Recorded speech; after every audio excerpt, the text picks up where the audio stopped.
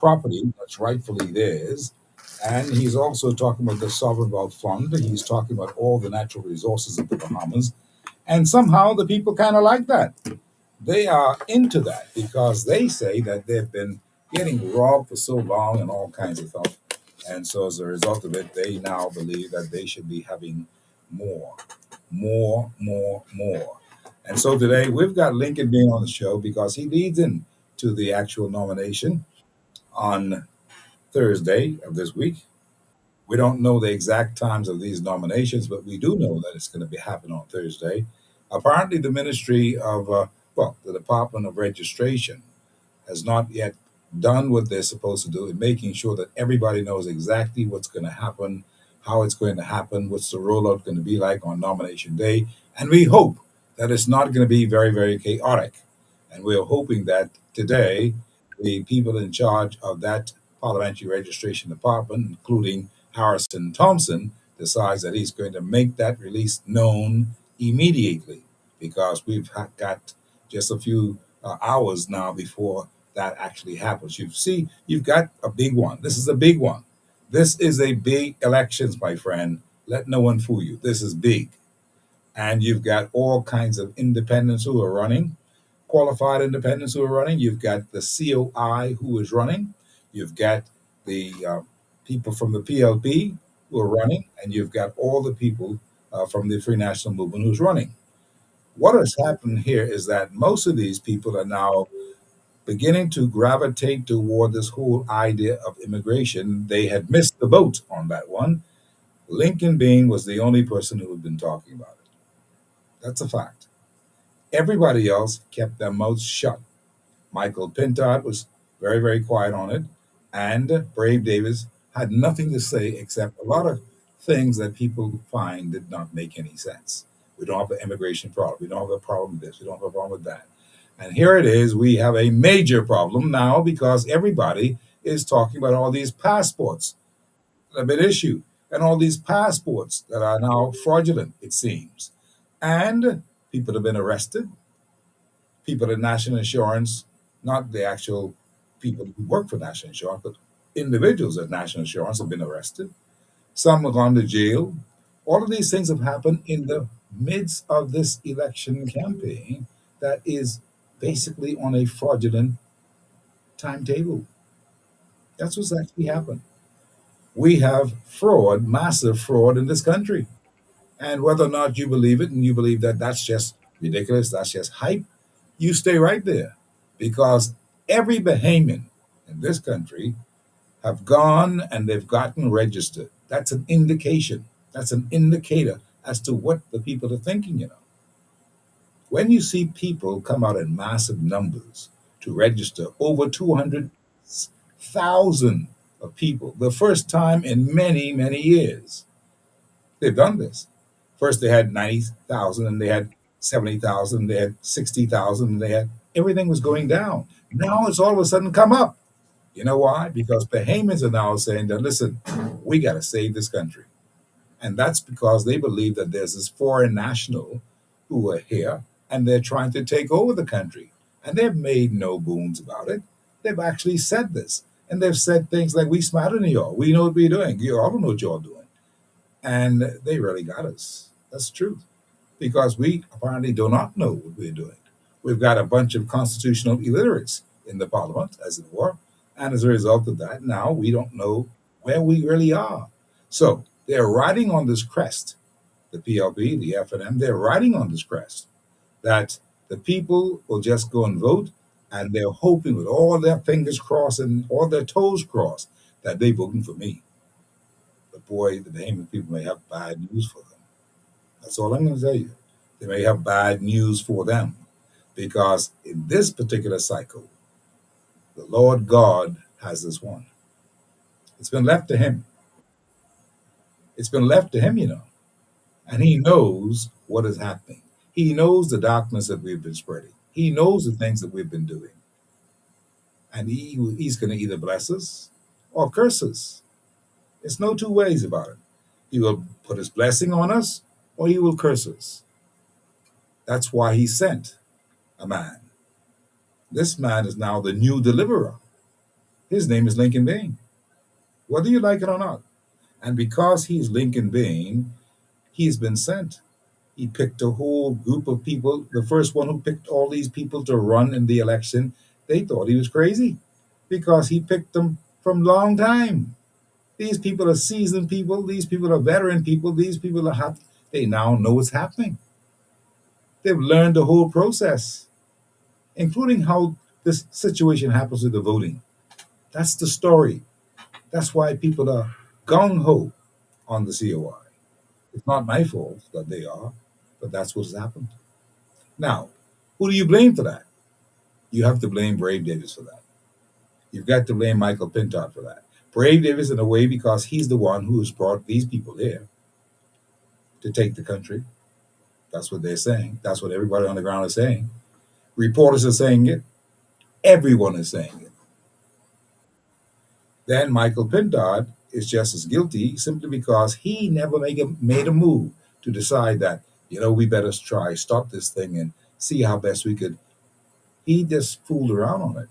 Now he's coming back to talk about what he's going to do for immigration. It's too late. The boat has left the harbor. It's too late. They now have to go on what they have been saying all along, and they were not saying anything all along. And the people will judge them by that. That's just one thing. In many, many items, a dray load of items that they have to deal with. And that's what we are dealing with today. First and foremost, we want to welcome Mr. Lincoln Bain to the studios today. Lincoln, good afternoon, sir. How are you? Good afternoon, my How you brother. been, my friend? I have been awesome, man. I That's wanna good. I wanna thank you for having me. Yes, absolutely. My pleasure to have you. And we got you first because we know that it's going to be a very, very busy week. So on a Monday, you are here on a Monday to make sure that you can say what you have to say as you lead yourself and you lead the troops into this wonderful election period with nomination day on Thursday coming. Yes. But I've got so many questions for you, my friend, because you see, at this time, what we are looking at is all the many faults that happened within the Progressive Liberal Party. Many, many faults that has happened with them. And they got a number of things dead wrong.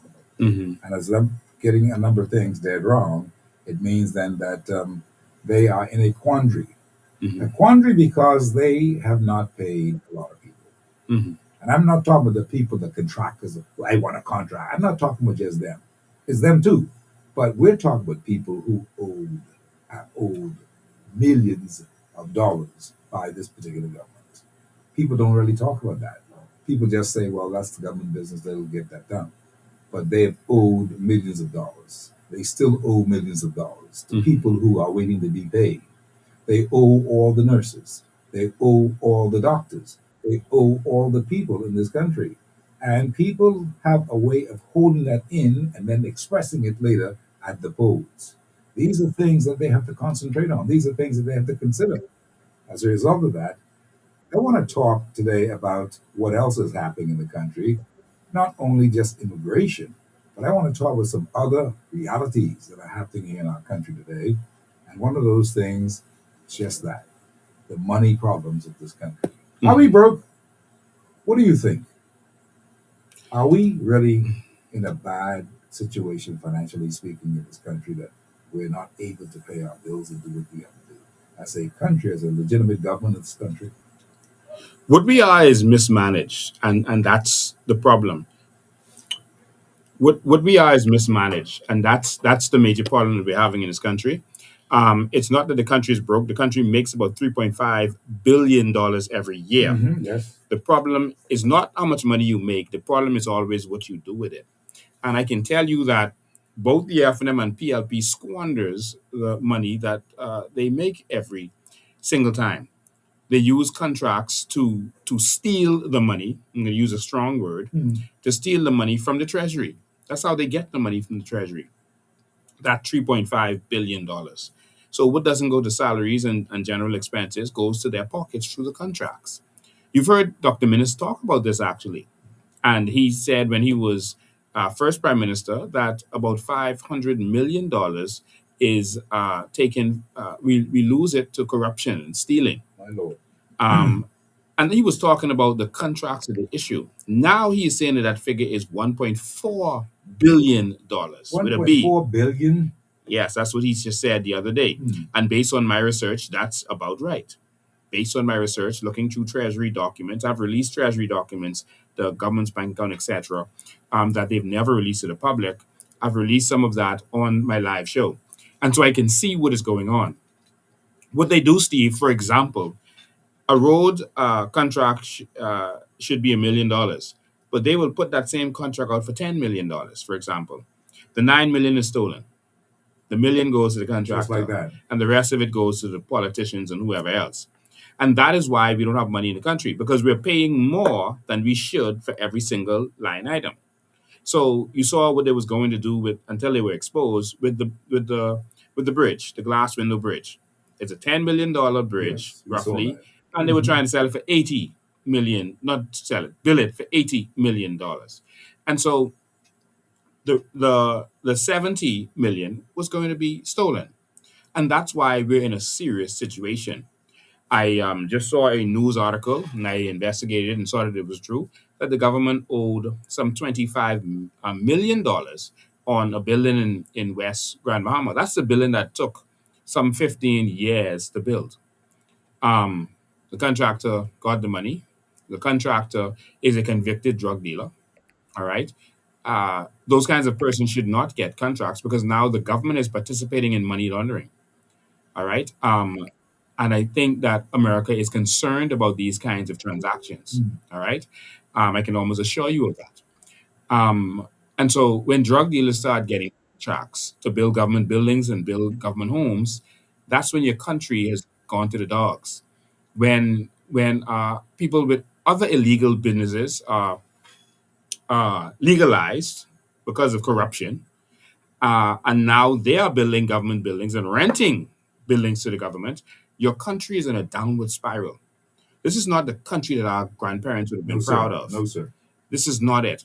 And so now you have those persons running for office.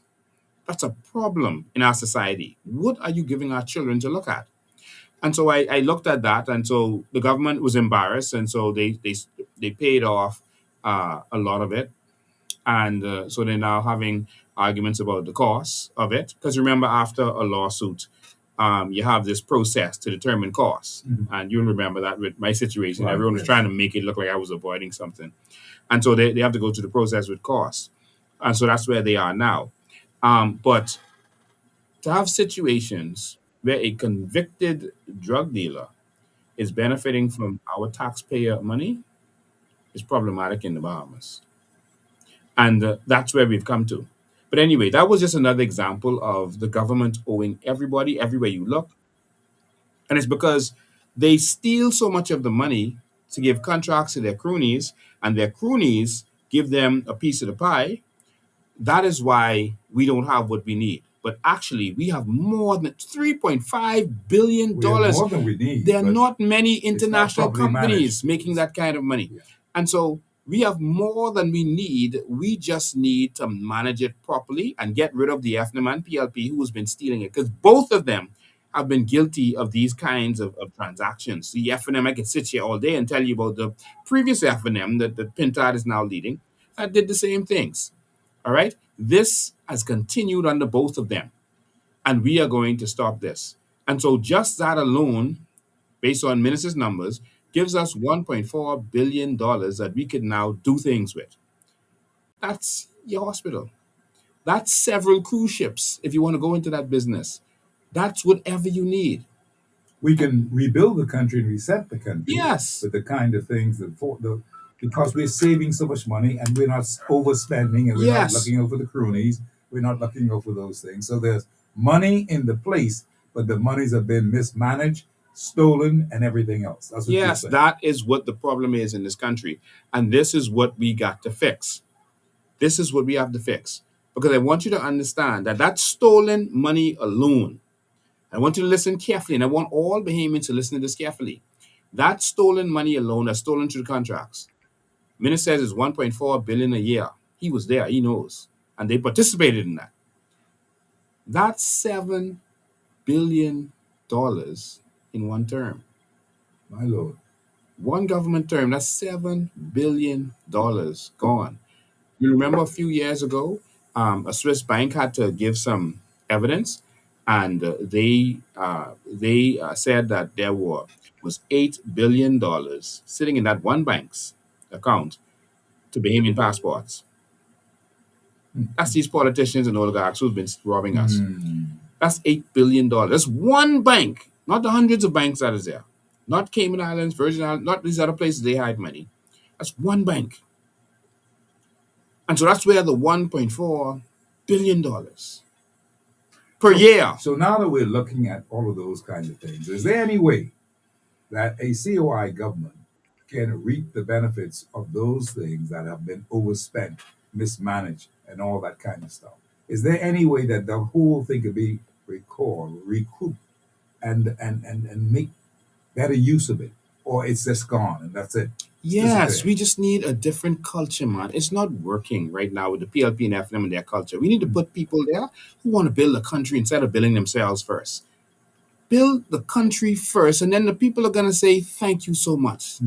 We appreciate you. You think the people right now are happy with the way things are right now? Because everybody, on the street, everyone is talking. Everyone is tired. But you asked me a question. You said if we can reap this, when we get in, we're going to stop the pilferage. Yes. All right? I'll give you a raw example. I know this is your friend, but this is an example. All right? And he understands it because it's been all over the news. Leslie Miller and other PLP MPs got monies from our bank in the Bahamas, for example. Yes. He owes them $30 million now, right? The PLP government did a trick, the crime of the century. They took $100 million of Leslie Miller and other MPs' debt, including Obi Wilskrim, etc., and they put it in a new fake company called Resolve, so that the debt was off of Bank of the Bahamas books. Was on the Resolve books. But in order for it to be on the Resolve books, they had to take the money from NIB to do that. My Lord. And NIB contributed $100 million That's why they ain't got no to money Resolve. right now. And then, as a result of that happening, our NIB has been increased. It's going to increase again in July. Yes. And it's going to increase and increase and increase until it reaches 25% of your salary. Because of people like Leslie Miller then. I have to speak strongly because these people are still out there speaking as if they have some kind of integrity or they have some righteous indignation. These are the people that are destroying this country. It's not just him. I just gave that example because people can easily identify. These are the people you should not have on radio shows and TV shows, etc. They should be lost in jail somewhere, to be honest with you. These are strong words. I'm not saying this I'm not saying this. I want the public to hear this. I'm not saying this to attack anyone, But the reason our country is failing is because of what they are doing. Yes. How can we accept $30 million going to one man, and other men to a total of 100 million and more? And then we have to pay that back? We can't get our NIB on time? We got to use NIB to facilitate the payment of that $100 million to just because somebody made a mistake and they decide to put it in Resolve, that company, that is nothing happened with it.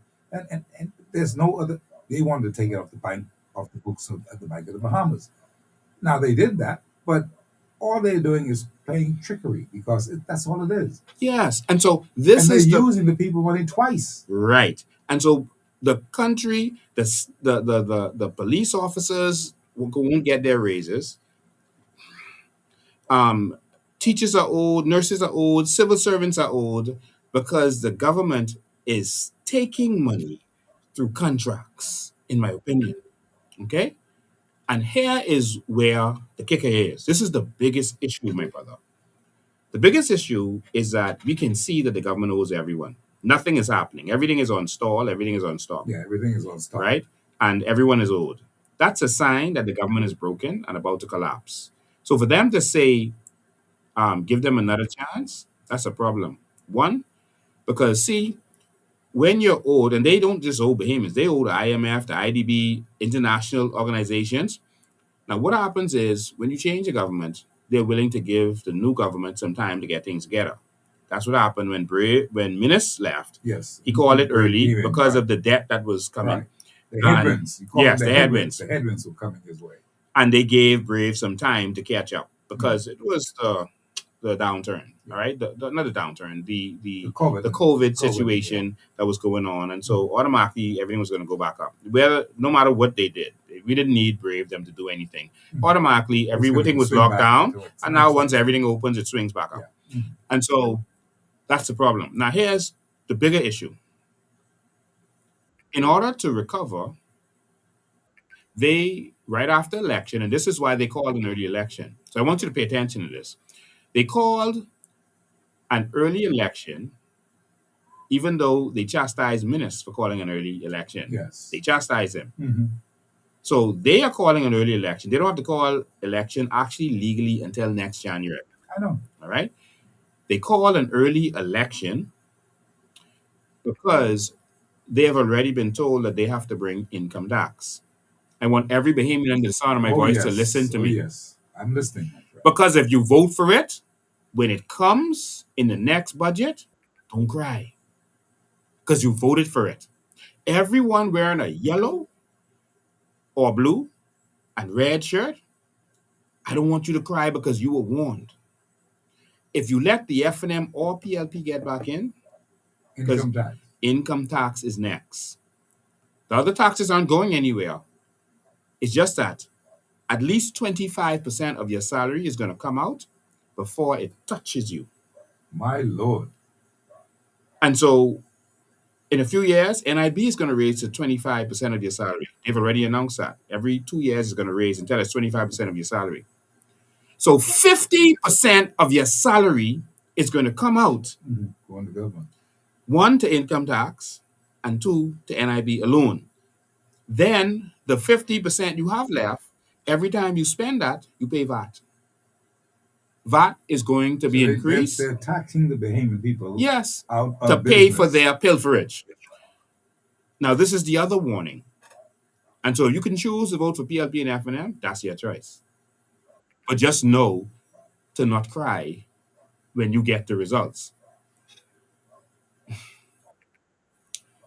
This is a warning, Bahamas, that if you put them in, VAT is going to be increased immediately to 15%. And by the end of their term, VAT is going to be 20%. So of the 50% left of your salary, every time you spend out of that, 20% of it is going to go to VAT. Firstly, it's going to go up to 15% and then 20%. You have been warned. So this whole thing is a scam now that VAT is no longer, it's down and we don't have to pay no VAT and all that kind of thing. They put VAT down to 10%, Steve, yes. Right? Mm-hmm. But you can put VAT down when the cost of everything goes up. Mm-hmm. All right? So they didn't help you. All right? And they put VAT down on things that you don't buy every day, but it's up on things you buy every day. Yes, sir. Like medicine, yes, sir. Food, and everything you use, feminine products. There's a guarantee you're going to use those things. And so they made more in VAT and they bragged about that. And people didn't pay attention. And so we need a different direction for this country. What countries that went from developing nation to developed nations did was simple. They realized that you can't get to where you need to get by taxing your people. I've now listened to the visions of the F&M and the PLP. We just hear them trying to copy certain things that we've said. It was shocking that I announced that we're going to do a national lottery. And 9 o'clock that night, Pintard comes out and said they won a national lottery. Mm-hmm. And so everything you hear me says that he thinks is resonating, they just copy it. But they're not going to do anything to benefit the people. We know their track record, all of them. And so we need to go in a different direction, Steve. Taxing is not it. Nothing that they have said in their plans that you've heard yes. And I've been takes listening. This country forward. There's nothing new. Everything is just band-aids, solutions. Yeah. When you're having a heart attack, when you have a broken leg, they're going to put a band-aid on you. Yeah. We have to fix this country. So we have to go in a different direction where we're making money outside of taxes. You saw Dubai, they opened companies, tourism companies, and now their country is making money. It's not from oil. People think it's from oil. No, less than 1% of their income is from oil. Most of their income is from tourism and trade. Most of it is trade because they are a hub in that region. Yes. We can be a hub in this region because of Grand Bahama and the free port there. And we have a plan to do that. We're going to make so much money from being in the mouth of America that's going to blow your mind. We have real plans for that. So people only talk about the natural resources, etc. Our biggest thing is not the natural resources. Our biggest thing is the businesses that we're going to go in as a country, not run by the government, run by private professionals, just like they do in Dubai, Qatar, and these other countries, just like they did in Singapore. They made all of their citizens wealthy. Every single one has $1 million in the bank. Everyone, they're citizens. And they did that with no natural resources. They just made sure that their people benefit from everything they do. Why is that too much to ask? Mhm. That's all we're saying to the Bahamian people. And I want to say to Bahamians who are wearing yellow or blue or red shirts, it's not just your children that's going to suffer, it's you that's going to suffer. I spoke to a lawyer today who spoke to the wife of LH. Yes. I want to say condolences to LH's family. Me too. Yeah. He's passed away.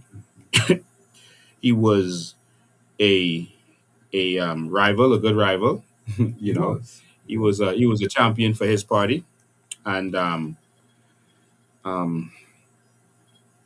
I just want to say that the information that I received today was sad. He died of a heart attack. I was told Yes, that was true. he went to doctor's hospital, paid $3,000 down payment to be able to be seen. They told him that's not enough. You need a credit card with $20,000 on it for them to take him in, see him. They were arguing, trying to get it done. We have to 3,000. Y'all, please see him. He was telling them, "I'm not feeling good. Y'all, please don't let me die here. I don't feel good. I'm doing really bad." And he sat there. They told him, "You have to get an ambulance." He has to call an ambulance and go to PMH. He did not want to go to PMH. And this is someone who's a champion for the government, the party, the governing party. Sad. My Lord. When Bahamians are afraid to go to PMH, even the ones who are fighting for things to remain the same, I want you to understand that someone talking to LH might have told them, you keep fighting for this party. There's no hospital, there's no proper health care. Your children are going to pay. But it wasn't his children, it was him. And I'm saddened because he's my fellow Bahamian. Despite what party he was a Yeah, part he was of, my friend as well. I don't think We that knew each other from the any, neighborhood. yeah, we were always cordial with each other. I don't think that any Bahamian should have to go through that in this country. And those in the PLP and F&M, none of whom built a hospital, none of whom gave us good health care, even when they had doctors as ministers of health all this time. If you continue to fight for failure, you're going to get what you deserve. You're going to get exactly what you're fighting for. And so that's a sad This is a situation. sad note in the news today. And why it's so Yeah. sad also is because the mother of a previous prime minister, Ingram, died of a heart attack sitting in the hospital just like that, waiting to be seen. The mother of Hubert Alexander Ingram died. You are in position to change that so no one else goes through that. And you did nothing. The money they are stealing every year from this country can give us a world class hospital. In fact, it can give us free healthcare because according to them, we only need 500 million a year to give every single Bahamian free healthcare, catastrophic healthcare. That means Yes. anything wrong with you, surgery, Mhm. anything. Mhm. It only takes 500 million. I think Michael them tried to announce that last night at their rally, but they were not their rally, their The layout. FNM was the ones Yeah. fighting against this. Mhm. I don't want people to be fooled by them. They're saying anything that they believe that will stick. No, but you already established the fact that Yes. he hear you say something, he goes back Yeah. and said it, but it's not really explained. You see, you can say things in snippets. Things are sounding good in snippets. Anybody could just give a little quick snippet to him. It sounds like something, but really, when you look at the whole thing and investigate it, pretty much like this immigration thing, this thing called the Shield. Yeah, I hear what you're saying, but when you look at it and you pull it down and pull it apart, you see that it's based upon the Nationality Act, and so it can't Mhm. go nowhere. What are you talking about? Not only that, but there's nothing in there that talks about arresting these people, rounding them up, and taking them out of this country. Illegal immigrants, that Yeah, is. yeah. Nothing in there. In Shield talks about that. And it's intentional. All right? And I'm going to make this clear to you. Don't trust the FNM on immigration. They're going to be worse than the BLP. I'll make a strong statement on that. Because Fred Smith and Pintard and Louis Georges was fighting together to make sure that illegals couldn't be arrested and brought to justice, taken out of this country, that shanty towns couldn't be broken down. Pintard was right there fighting with them. And people have a short memory. All right? And so that's why you hear him making statements like, oh, if you enter this country illegally, there will be no path to citizenship. What are you talking about? That's already the law. What do you mean there'll be no path to citizenship? That's the law already. Yeah, he's quoting the law. So there'll be a path to permanent residency, a path to work permit. What's that part to? Well, I'll say if you enter this country illegally, you will be arrested. You'll be sent to jail. You will be sentenced to hard labor, and you will bill our schools. You will bill our clinics. You will bill our government offices. Since you want to come here for work to do, we're going to give you work to do. And when you finish your sentence, then you will go home, never to return. If you come back, you will get a longer sentence.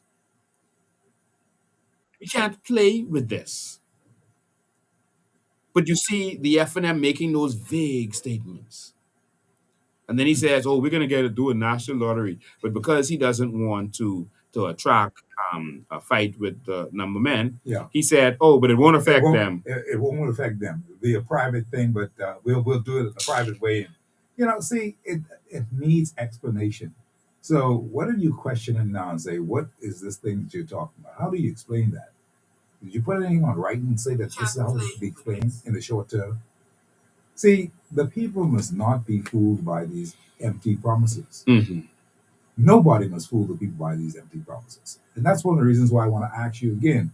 I hear you saying that it's not only about what you're planning on doing with getting businesses like Dubai and all that in the Bahamas so that people can, in fact, enjoy what they're doing and profit on businesses, but there's this thing that I have in my head that there's also where you have said on numerous occasions, but listen, you're looking at a um, sovereign wealth fund. You're looking at the natural resources of this country.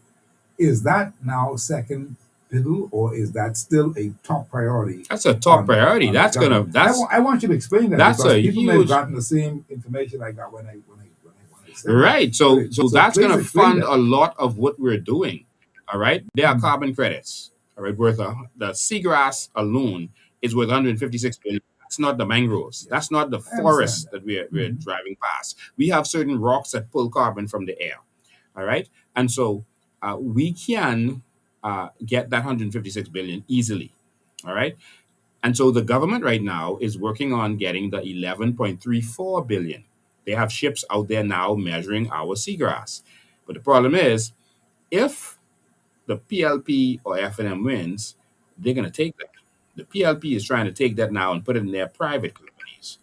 All right. Jeez. I showed everyone the documentation to where the company was formed in the name of Anthony Ferguson and another woman who works in his office. All right. It's supposed to be a government thing. What is that? And so, It's simply sharing up the money. yeah. And so So that's $11.34 billion, and they know Bahamians won't do nothing. We won't complain. We won't say anything. We say, "Oh, what you could do? I just ain't gonna vote no more. Let them take the $11 billion." And that's what the plot is right now. That $11 billion could rebuild the Bahamas. They're not talking about it anymore. Remember, all they was talking about was carbon credits. Yes. They're not talking anymore. They're gone quiet, and no one knows what they're doing. And once they finish measuring the seagrass, they're going to get access to that money. That's our money, Steve. That should go to putting a check in the hands of every single Bahamian. Every Bahamian. That's almost enough right there to give every Bahamian $100,000. That's just a couple dollars short. And so that's enough right there to build us proper hospitals on several islands. That's enough right there to make sure we have ambulances and fire trucks and everything else we need. We can transform this entire nation with that. But they're trying to keep it for But you, themselves. but see, that's you. You want to you willing to work. You're trying to work to get this thing right. Yes. But you have to have a spirit of work. People need to be around the government who wants to really work and get things done because we need to reset this country in a big way. I don't know how it's going to happen, and I'm praying that we should in fact be okay with this particular election. Now, some people have said to me, "That's pipe dream that you believe that these fellows could win." I had some guests here yesterday on the show, and they were all basically saying things like, "Well, he may win 2 seats, he may do this, he may do that." Nobody knows what God's plans are, but I do know that Lincoln Bain has been sent to help to deliver this country. Even if he does not do it, the fact is the seed has been planted, and the people's eyes have been so open now that they can't fool the people no more with anything. Hmm. And plus, they've been turned off from these two political parties that have been dominating this scene for the last 54 years. And so, one of the big things that has happened here is that I believe that there are people who've been sent. I believe that there are people who are in that particular party that you got the COI, who are the people who are supposed to make the way to make this thing happen. And I really believe that. And there are many people like me who believe that. There are some who say, "Well, you talking fool, that can't happen because these guys got all this money, this thing got that, this all that." That's man's plan. Man's plan is a good plan by them. But when it comes to God's plan for a nation that has lost its moral footing, a nation that is just gambling and looking for women at nighttime with these slack bars and stuff that they have, and doing things that are ungodly, simply ungodly. We have to look at what this nation is. And the truth is, this nation is very, very lost. We don't even appreciate and worship and give thanks to God anymore. Something is very, very wrong. And I don't mean to sound like a preacher. What I'm saying to you is that these things need to be considered because there's also the moral decay. The moral decay of our country is sickening, and it makes us all wonder, what are we dealing with? All of the older people, okay, including myself, who are getting on in age and doing other things.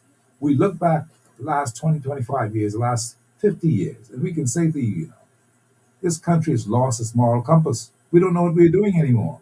Everything buck up goes, and that's wrong. The police force is wrong. The police force doesn't even pay attention to fellows who are driving around without helmets.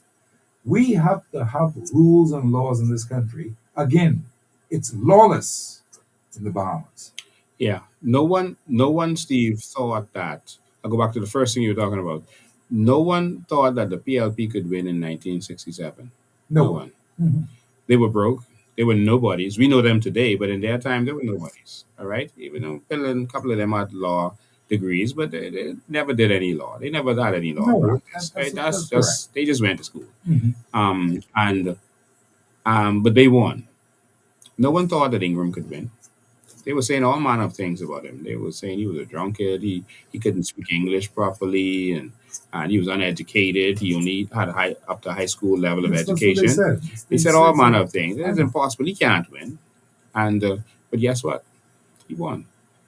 We're not concerned about doing this because we think we can win, Steve. We're not doing this because we think we can win. We're doing this because we think that this is the right thing to do. We believe and we know that this is the right thing to do. We have to give the people a choice because the politicians in the FNM and PLP have been failing us. Where's Pintad going? What's his track record in the ministry? In any ministry that he's run? What's his track record of in the government of standing up for the people against his own government? When they were doing all of the crimes against humanity that they were doing in the FNM, no serious Bahamian should even be considering putting the FNM back in power. Yes, we know you had Dorian, but it's not about Dorian. It's about how you treated us during Dorian. Very true. It's about the fact that you hid our And that's a lasting building effect. supplies. That's a It's lasting about effect. you kept the Bahamians' bodies in the trailers because your benefactors own insurance companies, so you didn't want a proper count.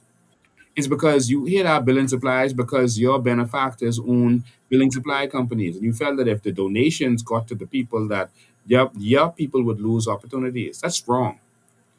Hello. They've always been working for the few. And so it's shocking that they would come with this slogan that reminds us the truth. They could say whatever they want. We work for you and not the few. We all know who they work for, and it's the few. It always happens. And so we need real change. It's not whether you feel we could win 2 seats or 3 seats or how much ever seats you think that we should win. The PLP did not get the majority of the vote in 1967. They did an 1818 tie. Yeah, they got in terms of the number of votes, the UBP got just over 19,000 votes. Mhm. The PLP got just over 18,000 votes. The third party, which was the Labour Party, and the Independents got 3,300 and 2,300 votes. That means the vast majority of people voted against the PLP, but they still won. You see, when it's time for change, nothing else matters. Yeah. It's When time it's to time change. for change. You might remember, you should be a student of history. Ingram actually wasn't winning in the North Abaco in 1992. Yes, sir. Ingram was actually losing. When the PLP realized that the FNM had won or was winning, the count wasn't finished in Abaco. I remember that. Yes, the PLP actually didn't want to have to deal with staunch FNMs being the leader and being the prime minister. Those old boys. So they said, we'd rather deal with Ingram. Let's just make a deal. Y'all stop the count in North Abaco, Yeah. and let's just give it to Ingram. Yeah. But So a PLP they could were get in there. dependent too that England was our boy voice. Yes. And so they didn't want to have to deal with Yeah. Oval Turnquest or any of them other Exactly. That's the staunch hardcore. FNM Yeah, I know, boys. I understand. And so they actually gave it to Ingram. So even though it was almost impossible for Ingram to win, he still won, Yeah. even though he didn't get the majority of the vote. People forget their history. When it's time for change, it's time for change. And we're not doing this because we want to run. We're not doing this because we want to be prime minister or MPs. We're doing this because our country is in trouble. Yeah, We've never been to this desperate state ever. There's no question about it. You look And left and you look right and you see the same thing and you say, what are we dealing with? Why can't these people understand? nothing works. But you see, the good thing now is that Lincoln being that you got more than 200 plus thousand people who have voted. Last count I got, it was like 200,800 and 2,840 people. That's 200,840 people who were basically ready to vote. And that's what they had the numbers going into the last 2 days Mm. after the holiday on that Monday and the last 2 days. So they would have accumulated a number of other votes because people didn't vote right up until that night. Yeah. So They registered up until that night, that's what I'm saying. which was illegal actually. The register is supposed to stop right after the parliament. No, it stops right after, but only persons who registered up to the day before would count. Right. That's the law. Mhm. And so they continued until 8. You know why? Most Bahamians were already registered.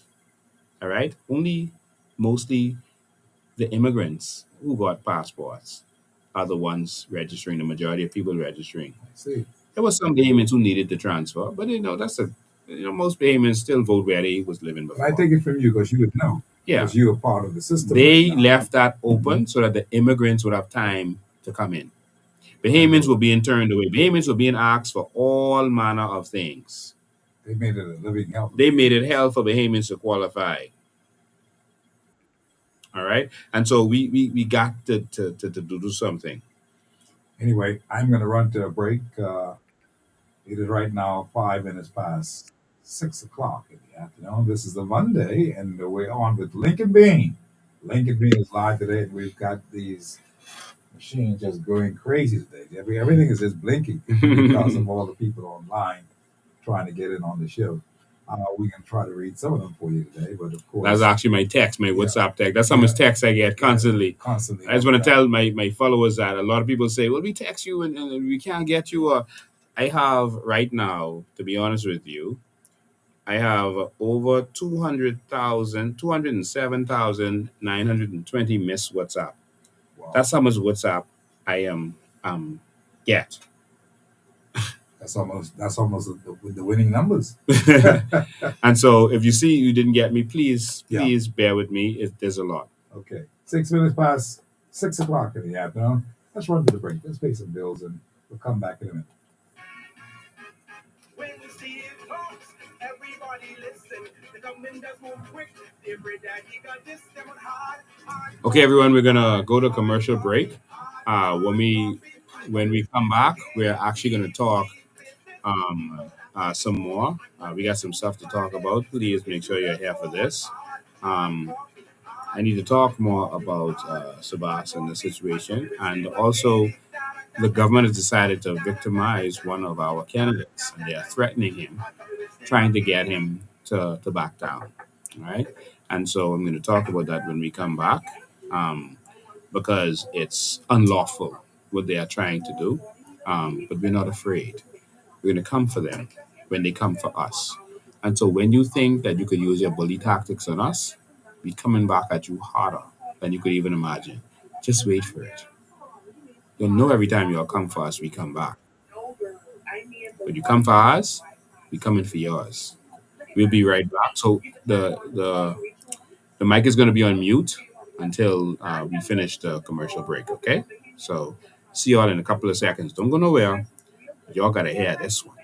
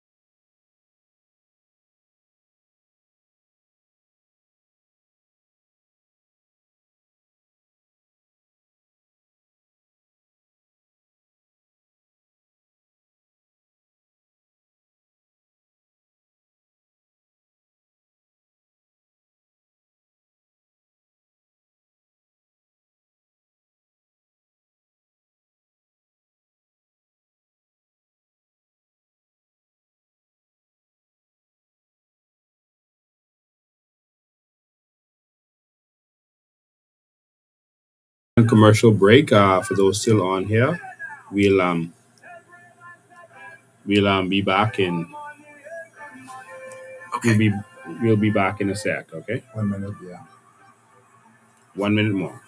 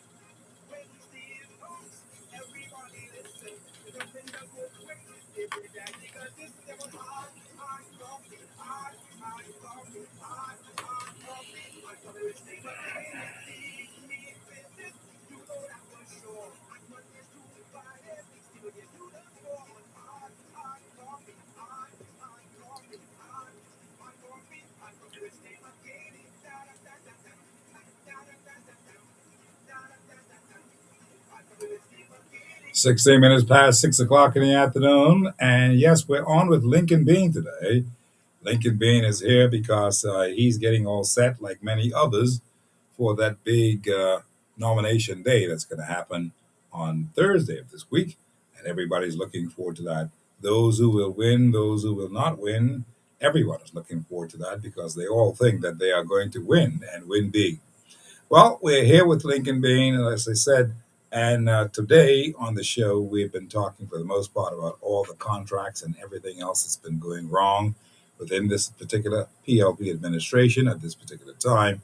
And they are under the gun, friends. The PLPs are under the gun because they have a lot of little frictions and things that are happening and it's not looking the best, but they believe that it's looking the best. In fact, they're saying things like they had such a wonderful audience on Saturday night pass and they had their rally, and it was a good rally. They had a massive amount of people.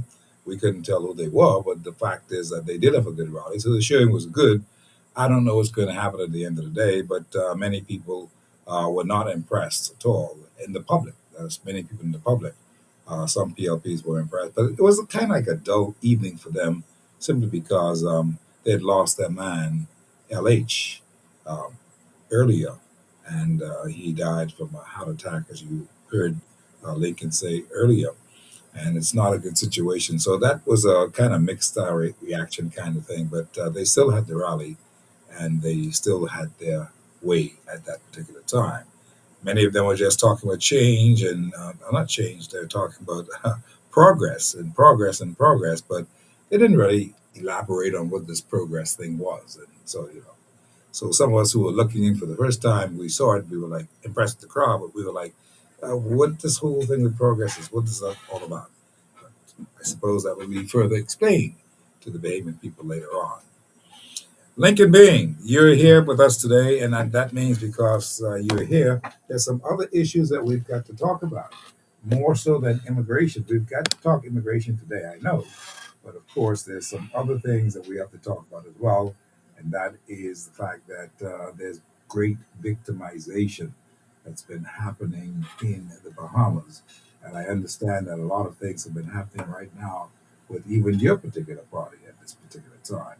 What say you on this whole idea of victimization? And people though, people Lincoln Bean are very afraid, People are sometimes thinking that boy, um, I scared to say this and I scared to say that. But do you find now that people are now getting away from that because they really want to see change? And do you find now that people are now relaxing themselves and saying, we're going for this and we're going for this? What do you find now? And talk to me about this victimization thing. Yeah, man. Change doesn't happen until the people put their personal advantage or personal preservation aside and decide that they're going to do whatever it takes to save the country. When you see the people get so fed up that they don't care about your victimization, Hmm. um, when you see that happens, that's when change happens. When they say, listen, kill me, Mhm. beat me, do whatever you want to do, but change is going to come. Yeah. When the people are willing to sacrifice themselves, like we've been doing for many years, Mhm. but when that momentum hits the people, change is here. And so I want to tell everyone out there, don't worry about victimization. Come on, man, just vote them out. Just get rid of the PLP and FNM. They've been victimizing for many years. When the PLP is in, the PLPs eat. When the FNM is in, the FNMs eat.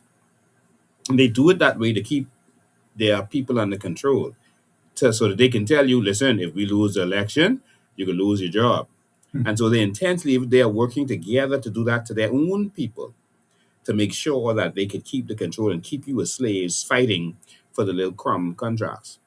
But I spoke to Deputy Commissioner of Police today. I happened to be sitting with one of my candidates, and they were harassing him and telling him he has to resign, or they're going to fire him, or he can stand down. He can't go and try to get nominated on Thursday because he is a reserve police officer. Hmm. Right? That is not the law. But he's a They had reserve. called him about that last year when he was nominated, Yes. Mhm.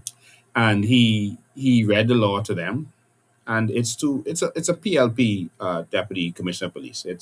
It's a cops role, all Oh, I right. see. Okay. And so he's a hard PLP, Mhm. and so I guess they're using him for their purposes. Um, I don't know cops to be a bad person, but I know him to be a staunch PLP who will do whatever they tell him.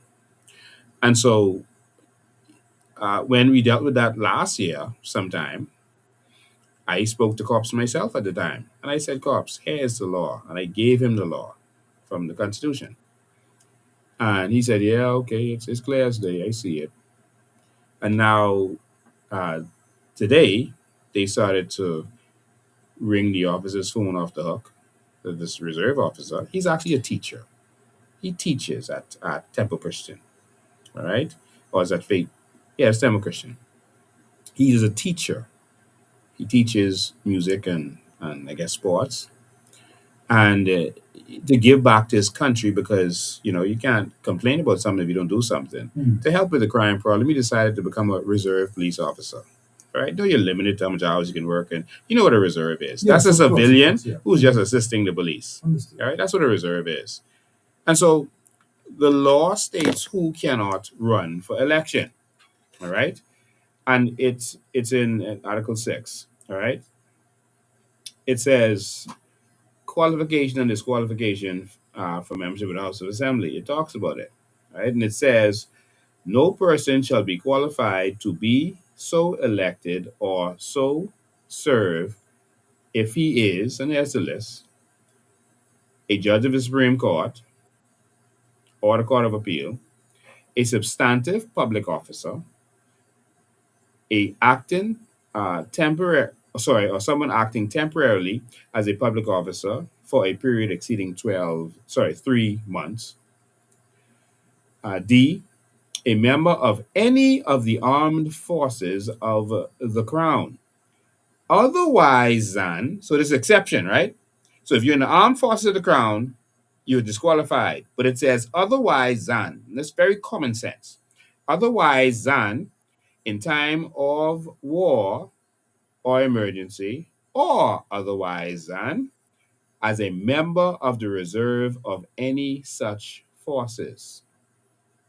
So obviously, it says if you're a member of the armed forces, you can't run. But it says an exception is for the reserve of any of those forces. That's clear, right? Yes, it is. Can you get any clearer than that? No. And so first he read it to Hewlett and Hannah. Hewlett and Hannah said, "Oh, you got to deal with them with that. We just get instructions." And so he had to speak to Corp's Rule. And Corp's Rule, the deputy commissioner of police, uh, pretended as if we didn't have this conversation last year. Pretended as if he didn't know what the law was. He said, "Send me the law right now." And so we sent it to him. And he said, "Yeah, I got to call whoever you got to call." He said, "Rogers or whatever." And so we're waiting, still waiting. But they sent him a text back saying, "We don't care. You have to resign, or we can fire you." And so his thing to Corp's Rule was, "So you're just gonna disregard the law? You're just gonna disregard the law in my rights and my freedom of association as a teacher in this country who is just a reserve police, means you're just assisting the police." And the law clearly states that a member of the reserve of any of those forces is exempt from that because they're really civilians. And so he asked him, "So you're just gonna ignore the law?" And basically, Corps is saying, "Hey, just doing what they tell me." So that means that's a political attack in the police force that should be independent of any political interference. And so, Corps Rule, you are out of order. To tell a man that you don't care, you're going to break the law for your political party. That's not how we worded it, but that's what he's doing. You're going to break the law. You don't care what the law say. That if he nominates on Thursday, they're going to fire him. That's a breach of his constitutional rights. No question about it. Steve, No question that about probably Brave Davis sent down to Shanta, and Shanta said, "Corps, go deal with that." Corps said, "Hewlett, Hannah, you go deal with that."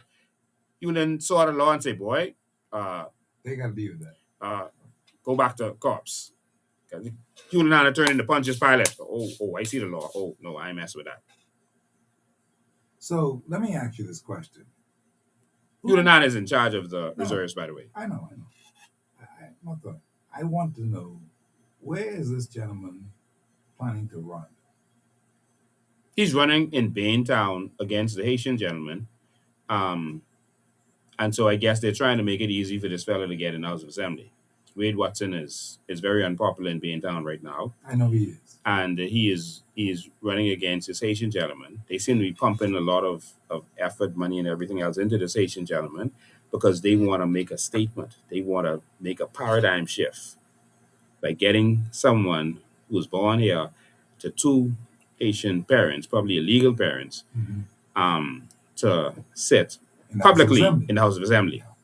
And we've had prime ministers whose mother were Haitians or whose parents were Haitian. Brave Davis talked about it. Pintard is in that situation. But we've had prime ministers also, others who were in that situation. But this is the first time it's going to be open. And now it's going to open the door. This is like It's like when they wanted to change the rules with gays and gay marriage, etc. All of a sudden, every TV show you saw started to have gay scenes. Every commercial started to have gay scenes in them They were because they coming. They were wanted to taking over. desensitize you to Yes. it. Yes. You see, and that's the same thing they want to do now with this J. Philippe fella. All right, and they know that that's an area that has a lot of people just like him, and so they want to use that to now That'd be the shift yardstick. That'd to a be the. yes, the paradigm shift. That's what it All is. right. And you saw Ingram go there campaigning with him because Ingram is of Haitian descent also. All right. Hubert Ingram.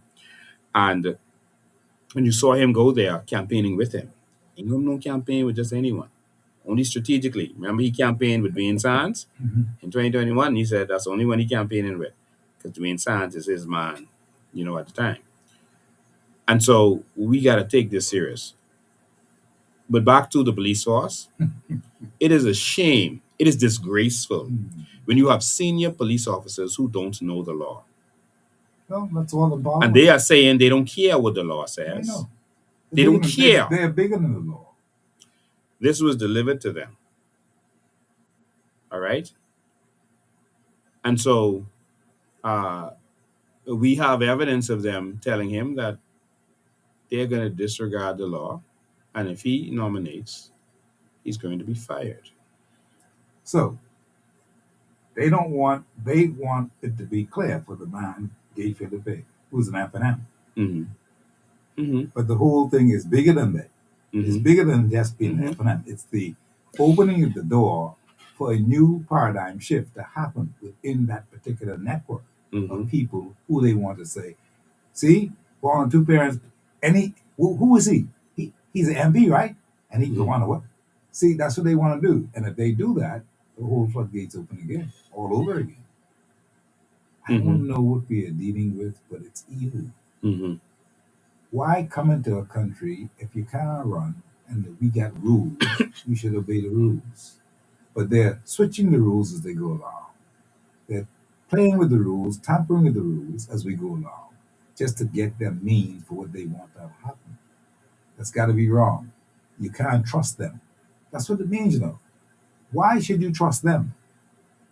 They're not worthy of any Mm-hmm. trust. Mm-hmm. I mean, trust is a very, very important thing and a very serious thing. It To is. trust somebody is that you put your all into this and you trust me. You trust this thing. Mm-hmm. And this thing blow up in your face because you trusted him or you trusted her. And these people who are now, you're trusting them and they just ain't interested in what you're trusting. That's too bad for you. Yeah. And that is evil. That's Yeah. what that is. Yeah. We have a police force that under this whole administration was controlled by this government. All the things that were being done. My Clayton lord. Financer was a puppet, and so it continues. This commissioner is very quiet about everything. We don't hear any plans. We don't see nothing. I mean, just like they don't exist. Sorry. And so we have to do something about this, Steve. And so I want everyone out there to watch and see. I just read the law off to you, and we gave it to them, and they are basically saying they're going to ignore the law and they're going to victimize this gentleman despite what the law says.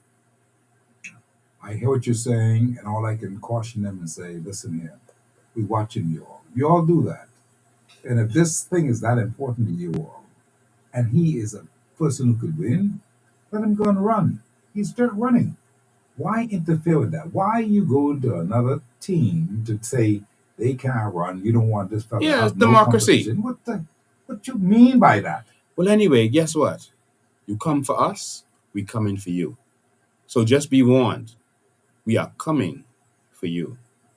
Hard copy, good afternoon. How you doing today? I'm sorry to have you holding so long.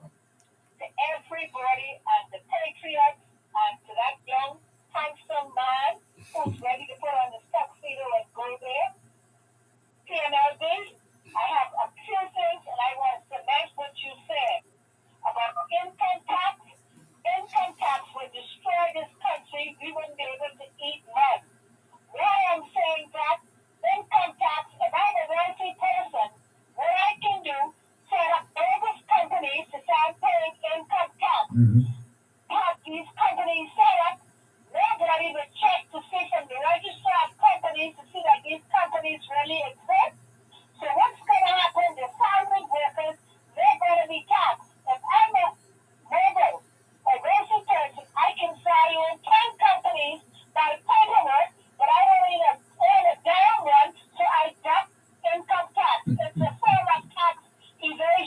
That's what it is. Because what's going to happen? The little man, his salary is going to be taxed. The little vice boy, his tax is going to be taxed. And they're going to find a way that's going to cut people to be taxed. The real basic people, the Rothschild, they are not going to be taxed because no one is going to be there to oversee that their taxes. They may say they own 10 companies, but not in reality. About the government collecting money, it is high time that the government collect money from all the money that is sent out of this country. In 1 year, Haiti, the residents here from one country, Haiti, transferred over $13 million out of the country, not including Cuba and all the other immigrants. If the government was collecting 5% for every dollar that was going out of the country, 13 million, 5% of 13 million from Haiti alone would have been 650,000. Hmm. And another thing again, this election coming up, I want the Bahamian people to put this in the pipe and smoke it. This is it. The winner is going to get 27 to 29 seats or the whole damn pot. Then you're going to have 8 seats and 6 seats. This is it. God is tired and about that full-blown patient in Baytown. The Bahamians watch it. The message is he's full-blown and he gets in there, other can go. So this is it. Sing Bahamian, win Bahamian, vote Bahamian.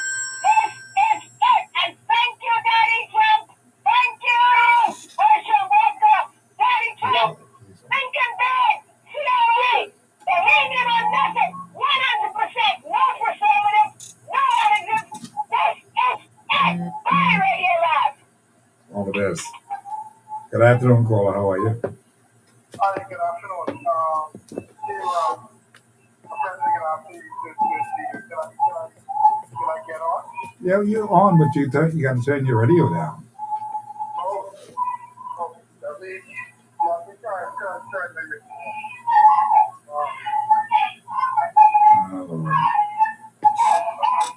6:35 is the time right now in the city.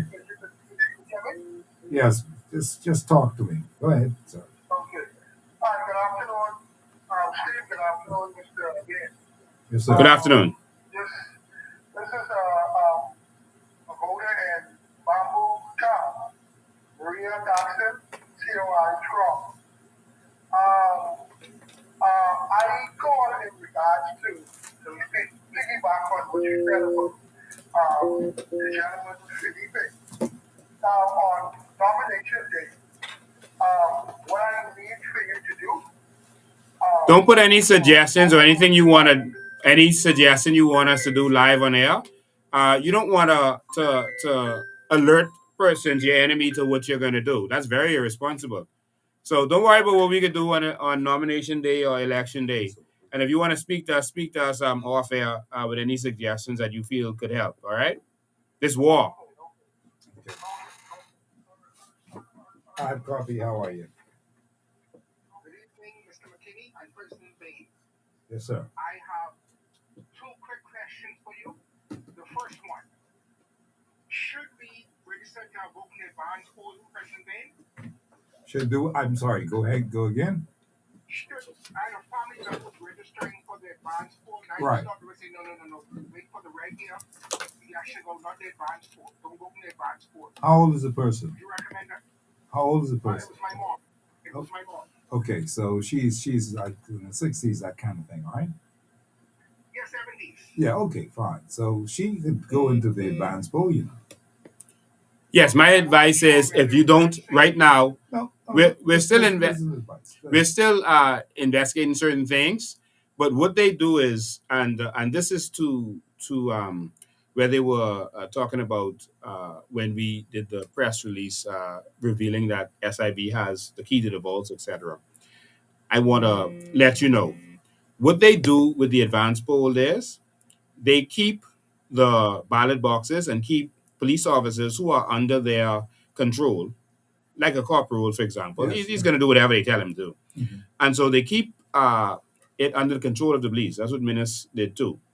And so they're going to be able to put more votes in there. Mm-hmm. Now, what happens is at the end of the night of the advance poll, they count all of the ballots. They don't say, they don't look at them to see who you voted for, but they count the total. And then they put everything in the envelope, put it in the box, and then they keep it in the control. It's supposed to be in the control of the parliamentary registrar, but last time they put it in control of police, and in the last by election they put it in the control of the police because the police had the keys, the only keys to the vote.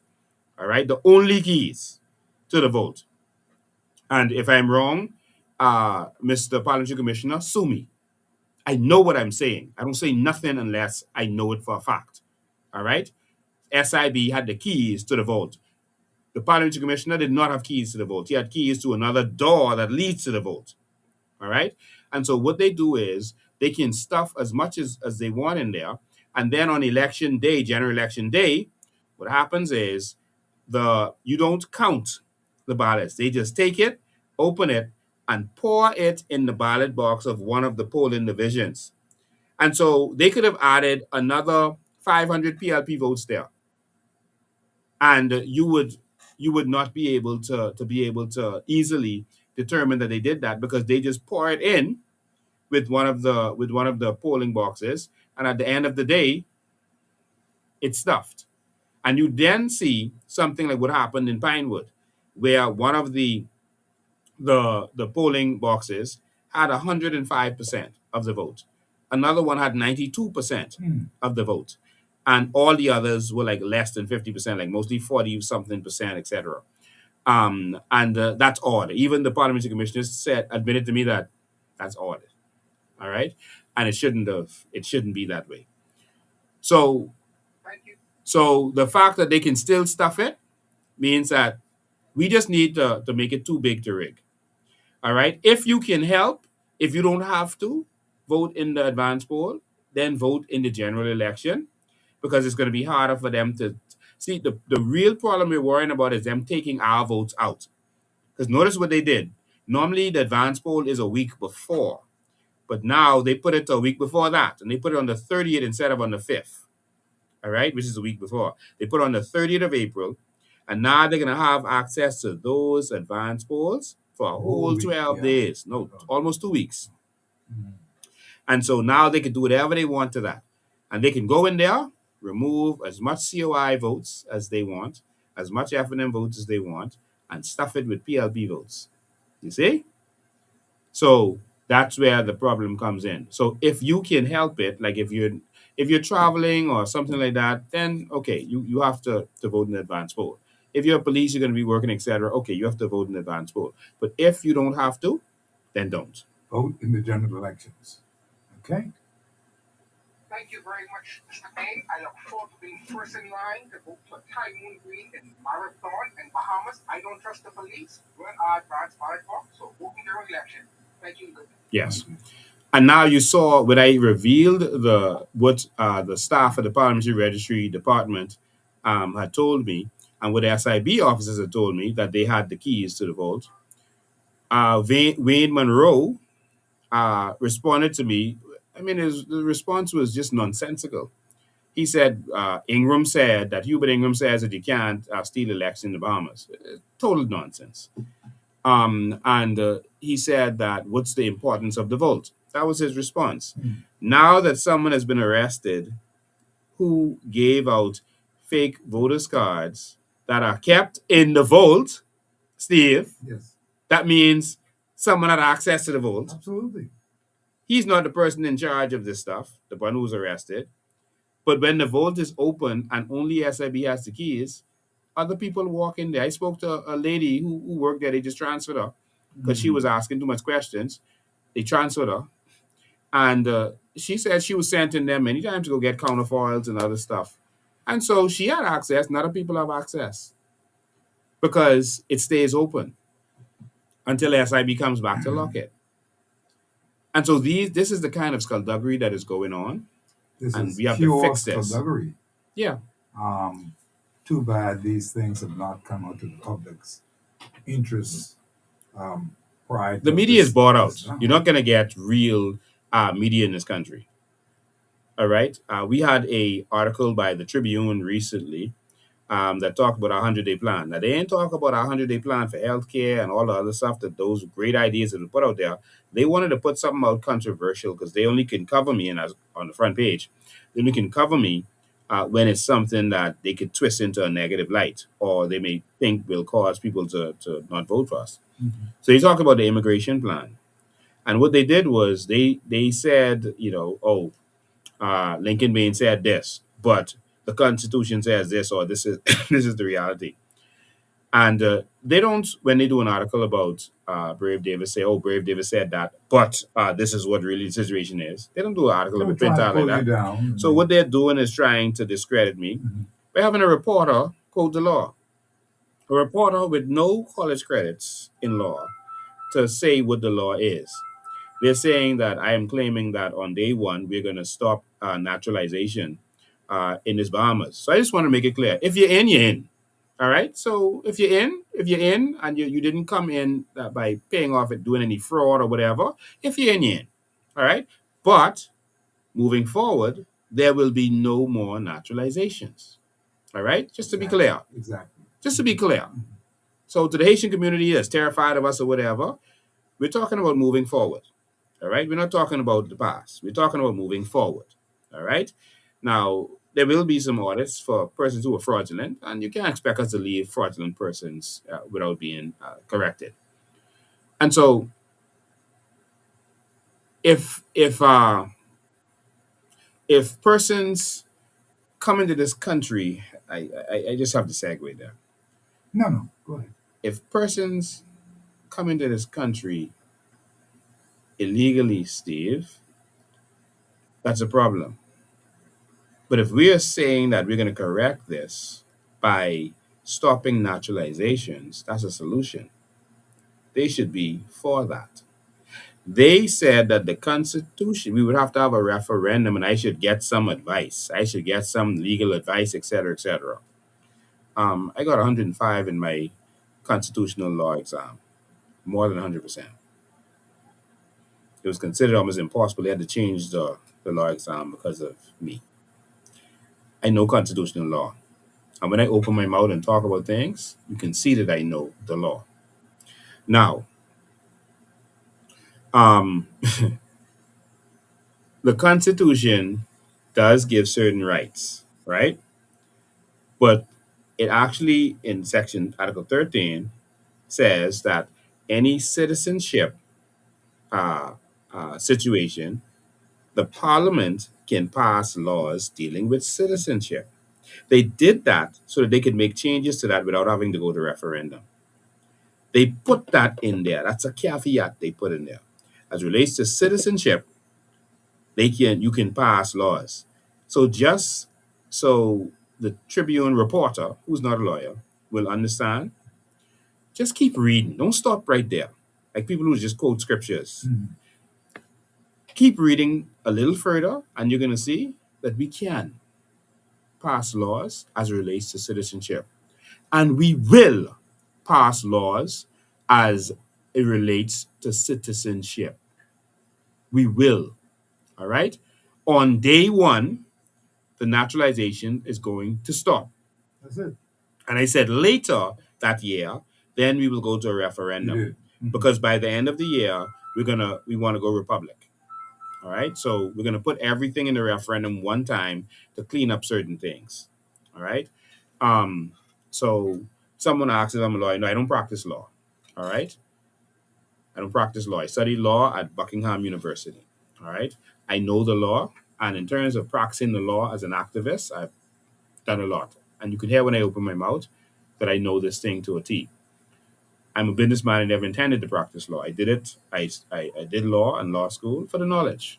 And it's paying off for the Bahamian people now, actually. And so that's what that was about. There are some people who are also concerned, Steve, about a statement I made with reference to when persons come to vote that they speak the Queen's English. What disturbs me more is that people don't have the understanding that I was speaking strongly, but I was facetious about the Queen's English. Obviously, we don't have a queen, there's a king. and obviously they know what I was meaning. That we want you to speak English. And they said you don't need to be able to speak English to vote. No, you don't. Of course, we know that. But when you come to vote, anything suspicious should cause the presiding officer um, and other officials or the agents to say, how did you get a passport? If you come there with an ID and the ID has something strange on it, let's say you come with a voter's card and it's the wrong color. Okay, that should cause us to raise suspicion. Why is that voter's card, the purple on that, off? Then that should cause us to say, let's look into this some more. All right.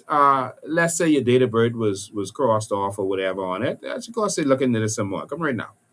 So if you come to vote with a passport and you cannot speak English, all right? I'm not talking about having an accent, etc. If you cannot speak English and you come to vote and you have a passport, you should not have that passport because the law says that in order to be naturalized, it's the law. You must speak English. It says it in the law. I can read it for you. So if the law says for you to become naturalized, you must speak English, but you have a passport, meaning you don't speak English, then you have a problem. So some people are saying there are some people who they were born in the Bahamas to illegal parents, and the legal parents went back and they went back with their parents, so they grew up speaking Creole. And so when they come back, they should have a right. No, no, no, no. They don't have a right because the law says there's certain qualifications to become naturalized. There's other things that can disqualify you, like if you are of bad behavior, bad repute. All right, there's certain things there. So if you are arrested, etc., you have a criminal record, etc., they can reject you because there's qualifications. You don't have a right. There are qualifications. So if you had committed armed robbery while you were here and you want to get naturalized, they can tell you no. That's the law. Also, if you cannot speak English, they can tell you no. That's the law. It doesn't matter what your circumstances were, that why you learned Creole and not English. The criteria is you must speak sufficient English. Absolutely. And so don't let these people, and it's only PLPs doing this, which should show you their agenda. That's why you cannot vote for them. They're sending their trolls to go on social media to discourage the people. It don't matter what your circumstance is. If the law says you must speak English, then it don't matter that you was born here to illegal parents and you went, that's why you speaking that, but you have a right to be here. No, you have a right to be here. That's one qualification because you born here. All right, and that isn't an absolute right. But that could get you in the door. But if you can't speak English, boom, disqualified. You understand what I'm saying? Gotcha. I got a call. I want to take this call and see what's happening. Good afternoon, caller. How are you? Good afternoon, Lincoln. Good afternoon, Bahamas. Thank you for taking my call, Steve. Yes, sir. On the point that Lincoln just made, so the PLP expects us to believe that a Haitian child was born in the Bahamas and they've been living in Haiti all this time, even though the country has been turned into a living hell over the last 5 years. This person was sitting there on their thumb with a Bahamian birth certificate and didn't try to get them out of that hellhole. No, that's not what happened. Louis them rang the bell in Haiti and said, listen, everybody who have any claim to Bahamian birthright, now is your time to come. They're coming. If you could believe that such a person exists, and I don't believe that any such person exists, if you had a right to be in the Bahamas, you would not have sat there all this time. Why is it now that they're just coming now that we have an election in the month?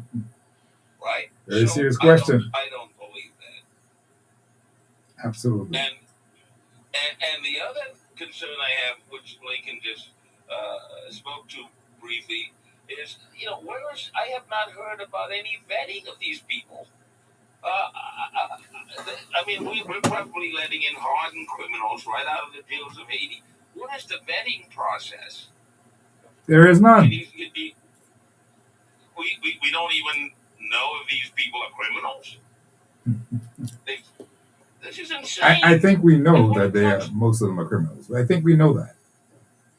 What country, what government would run a country that way? We don't know who they An are. irresponsible government would run a country that way.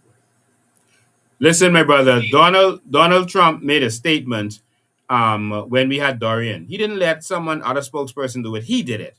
He stood up and he said that the Bahamas experienced Dorian. He said we love the Bahamian people.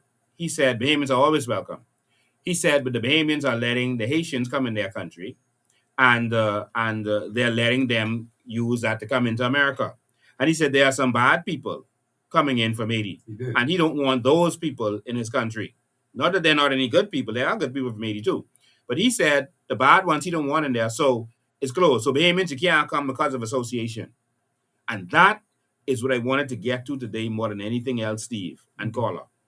That while you are sitting down, allowing this to happen, it's not just going to affect you in terms of jobs, etc., in this country, hospital beds, classrooms, etc.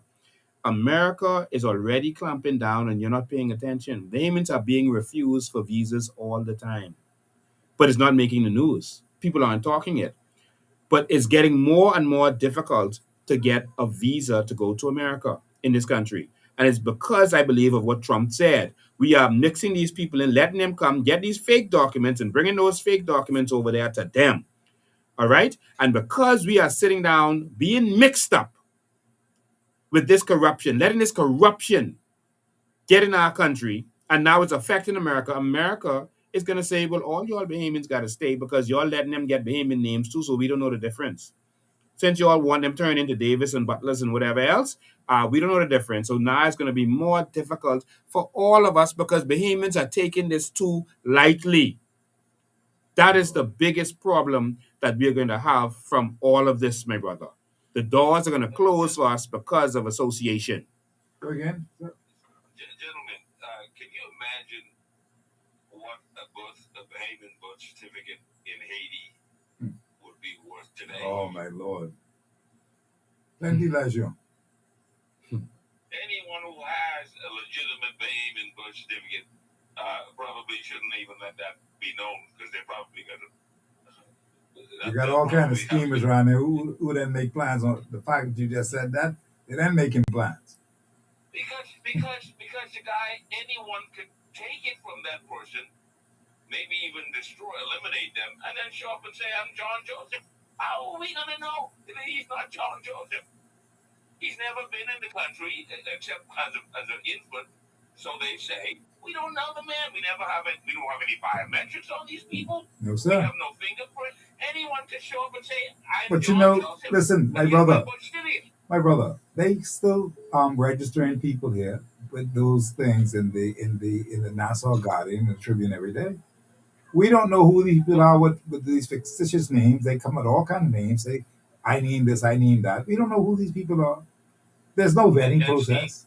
And Steve, you know what the vexing problem with that name change situation is? And we're going to end that when we become the government.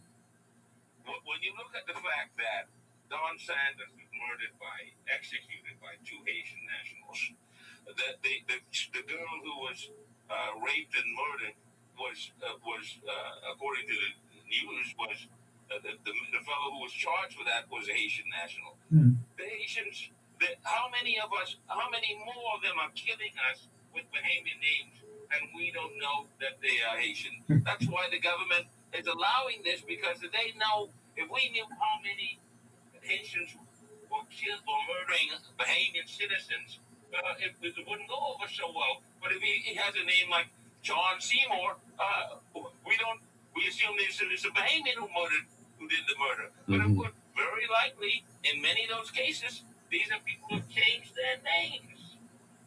Precisely so. Well, we're going to have to do some things about it.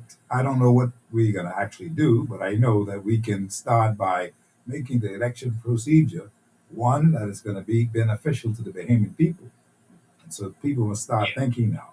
Start thinking, get the lead out, do the right thing. We need to stop that process of allowing them to change their names willy-nilly because they're hiding among us, and the criminals are hiding among us, and we don't know who they are. Thank you for taking my call, Steve. Thank you, sir. So Lincoln, keep up the good work, sir. Thank you. Thank you, my brother. To be clear, there will be no deed polls or name changes for any foreigner in this country. Bahamians can change their name to whatever they want to. If you're an organic Bahamian, you can change your name. That's your right. But if you are a foreigner, you will not be allowed to change your name in this country. The Tribune also talked about a certain type of discrimination. You know, if you're just saying that certain people can't get work permits, etc., and you're Yeah. targeting a certain group of people, that is nonsense. The government can decide that they don't want more people from a certain country. America does it. They can say, Trump did it. He said, listen, no Muslims are coming in this country right now because of the situation that we're in. They can determine that we allow Bahamians to come with a police record, but Jamaicans can't. That's their right as a country. They can do that. And we can do the same thing. So for those asking me for advice, I think you need to go and ask for advice, not from your editor, but go get legal advice. Yeah. All right? Or just go and learn history or learn the law. But we are going to get this right. Bahamas Air will not be used to bring customers for politicians anymore, for bringing people who have to buy papers. And we will not send persons back on Bahamas Air anymore. You're going on boat. You come on boat, you're going on boat. Hot coffee, how are you? Hey, what's going on, Steve? I'm good. Hey, Lincoln, what's going on, man? Right here, my brother. Yo, this is loud up. Yay, Lincoln, I like what you're saying, bro. But I want to throw something because I bought to vote for you. You see what I'm saying? Came back, so now I back, and there's a lot of little things that happen when I was coming back from Atlanta, but I ain't going to go to all of them. But pay attention. I was listening because it's good to know your enemy. You can't try trying to say it's really good to know your enemy. Humans, you don't believe these two sides were trying to appear like they're different. One telling you, stop changing government because whatever agenda they got, you want to allow them to finish. Think about that. A murderer just shoot you and you live. And he telling you, okay, send him to jail so I can go finish you off. You feel what I said? The next one who was plotting the murder tell you give me a chance so that I can finish murder you. I just put it in that form to pay attention that good. Did anybody speak on both sides on immigration and debt? No. Think about it. Did anybody on both sides speak on it? I ain't talking about no plan. I'm talking about in debt. Let me show you what happened when I was coming across. I was talking to a so-called Haitian behemoth. Sound just like me, look just like me, dress just like me, but really in it, we had a big conversation. The next guy would join into the conversation was so-called of a Haitian descent. You know who started that rumor saying we is behemoth but of Haitian descent? Do you all ever find out where that come from? Because No. only one grade of people would say that. Guy asked me, who can stop us? Name one person. And I tell him this when I come back. Name one person who can stop us now. Think about what I said. And the fellow who was accompanying from me, he's getting deported. Think about what I just said. The fellow was accompanying, because when I stopped over from Atlanta, I had to stop in Florida to my connection. I'm just sitting down because then he's watching it on to the airport and whatnot. Because I always try $20 use Steve or whatever. The guy asked me, and I sit down and I pause and I look at this guy. He asked me who can stop it because now, here's the thing, Steve, and I want you to pay attention because I can bring this to block me, but I glad Lincoln there. He was focusing on Article 7, and I keep telling him, I say, look here, to more to the Constitution and just Article 7. He say, no. You notice this now, they keep saying, my parents were Haitian, but I was born here. And then we had a right to apply, and then they just keep to that one section. Yeah. So and I start to think as a civilian. We ain't guys in this country. Lincoln, in a way, I hear you, but think about what I said. When I come up with this 14, about what I said.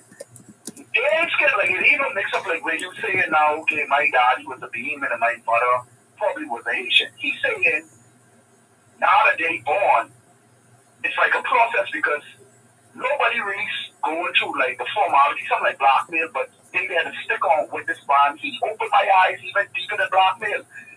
This man say, when they born, they going through the system. That meaning they break the law. If you look at it, 99% of them were coming to this country. I even talk about foreign people who in their 60s, 99% of Haitian break into this country. I don't care if you all call them old Haitian, they came in the wrong way. And their children got rewarded. And it never stopped, and they start evolving. So now it's so much of them telling you. But nobody paid attention to that until he said that.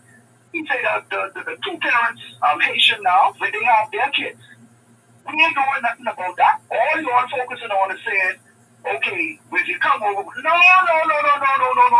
That's why I keep saying the danger and Pentad to me is, and the danger because they got one on the F&M side, and they got one on the PLP side. Now here's the danger to me. They could come to you and tell you Felipe or whatever he is legit. His two parents came in the wrong way. Even if you say you have a right to apply, if that's a danger to the country, then take that article over the Constitution. And I'm saying to you, nigga, don't ease up because not only are people feel they understand, they almost view you like a Trump-like figure. Because when I was talking to him, that one we want to take it on, I said, okay. That's why I reach across the law. They got Lincoln targeted. Yeah, they boy on this side because he talk about Braves, like him and Braves as cousins. And he talking about on another side, like him and Pentad Coon. Yeah. So But this other fella named Lincoln. He got that brave, he got that Trump like sound over here. So something going on. So when and I gotta leave you on this, the mom tell me, okay, I say, so your two parents said they are you. I say, even if you apply, that ain't say you would get it or whatnot. He said, that ain't a point. Name one person would ever be rejected. And they don't even call me and he says from 1960 something, he said, name one person. From my parents' days, would you see the child never got the citizenship, even though your country knows wrong? He said, man, what type of people you is? I said, tell him, if you're calling me stupid, and you're both of us get locked up in America. You get what I'm trying to say? When I look at it, we are super people because we sitting down and not paying attention to what they paying attention to. Think about what I'm saying. Trust me, every nation, they get to the country, and they kids now have kids that have kids. You take you only saying, oh, well, nobody can naturalize Lincoln. I ain't saying I trying to ban you. But I saying pay attention to that Article 7 and that thing when he say to me, name one person from way back in the 60s that had kids that break into the country that ever get denied or you see, look at Louis. He have no ties to this country. Yeah, we gotta run. We have to run. I hear what you're saying.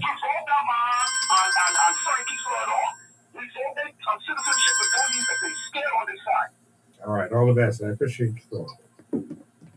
Hot Copy, how are you?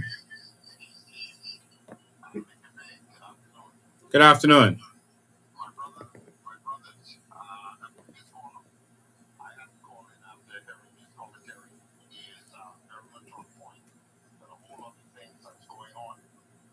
Gotta put on speaker. It's on speaker.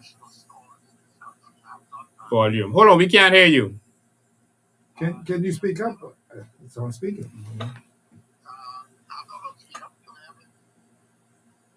Yeah, now we can hear you better. Okay, great. Okay, let me just recap what I was saying. Let me just say, Steve, congratulations on having this conversation. This is one that we all are very concerned with this immigration situation here in the Bahamas in particular. Lincoln, you are so right when you made the reference to how America probably looking at the Bahamas now in terms of this migration, persons having our documents who should not be having them.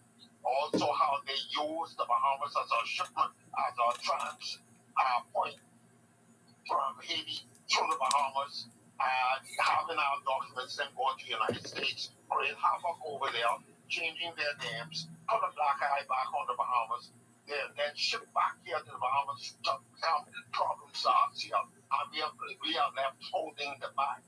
This is a national security issue of the highest extent, and nobody in the current administration, and I'm praying to God that persons in both the opposition is taking this matter very seriously, because now we're talking about we're putting the Bahamas on a very perilous course for what's up ahead. You know, I told someone today, the irony of this whole thing is, could you imagine America decides to move the pre-clearance lounge from the airport and all the other ports that go that allow we as Bahamians rightfully to travel to the United States? Could you imagine what that does to the Bahamas then? And you know, people will say, "Oh, but don't say that over the airways because you give them ideas."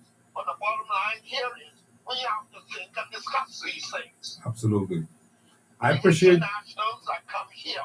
If they come the right way, and Lincoln, I can tell you this: those Haitians are very aware of what our laws are all about, our immigration laws. Because if they weren't, then they would not come here illegally using the means that they do. So they are very much aware. And then to those who aid and abet, the Bahamians who aid and abet in this activity, they need to be tried for treason. Because that is what it is, and it's on the books. All our major categories of punishment on the books. The Bahamas might as well just take the book and throw it away because we are not using them. And that goes for the politician who's serving in our parliament, straight down to the bottom, to the small man.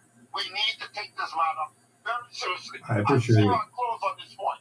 And just about everything going wrong in this country, it centers around with the immigration situation as it pertains here. Because I believe that if we could get the immigration situation sorted out, half of the negativity that we have in this country, if not three-quarters of it, we could eliminate overnight.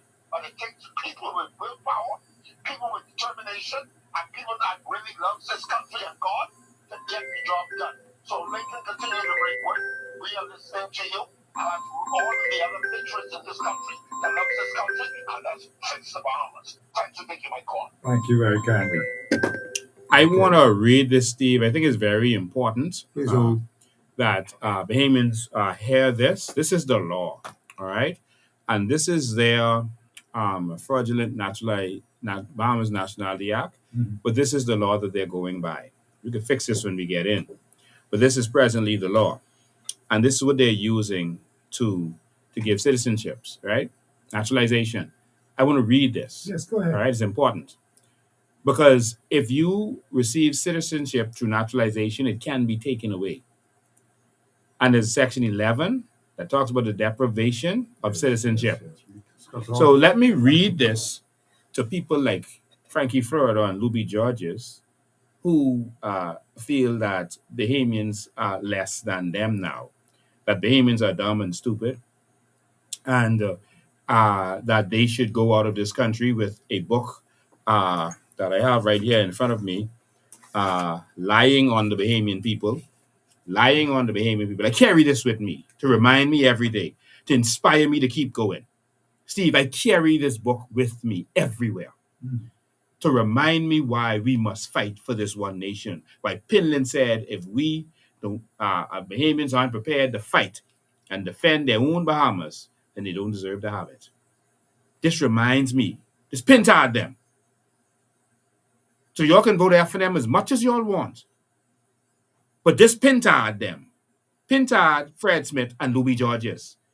This book that lied on our immigration officers, showed little girls beaten and battered and bruised as if the immigration officers did that to them.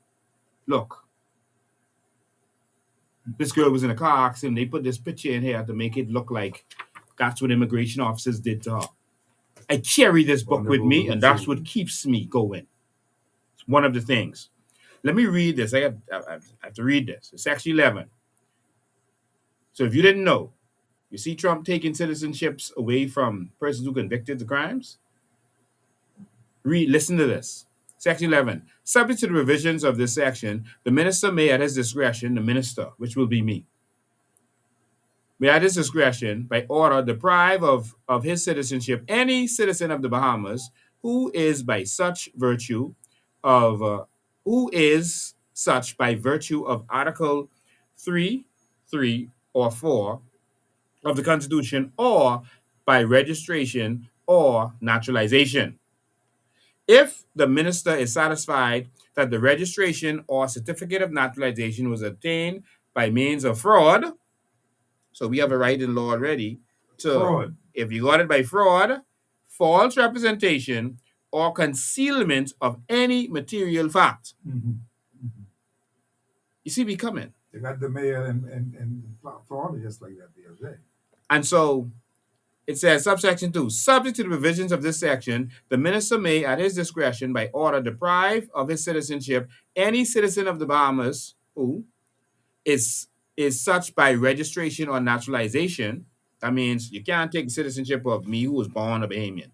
But if someone got it naturalized, the minister can take Absolutely their citizenship if the minister is satisfied, not the courts, the minister is satisfied that he has, one, at any time after registration or naturalization, been convicted of the offense of treason by a competent court in any Commonwealth country, anyone, or convicted by a competent court in any country of a criminal offense on conviction of which the death penalty or a term of imprisonment of not less than 7 years may be imposed, and has not received a free pardon in respect of the offense.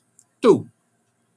Within 5 years after registration or naturalization, been convicted by a competent court in any country of a criminal offense and sentenced therefore to imprisonment for a term of not less than 12 months.